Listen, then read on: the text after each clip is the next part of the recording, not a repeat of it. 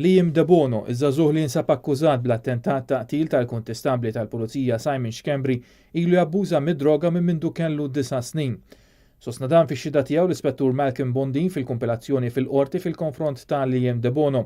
Quddiem il-Maġistrat Joe Mifsud l-Ispettur Bondin qal li meta kien twaqqaf mill-Pulizija tal-RIU fuq każ separat, Liam De Bono ammetta li kien taħt l-influenza ta' droga kannabis u ammetta li kien ipejjeb bejn 3 u 4 grammi kuljum minn mindu kellu 9 snin.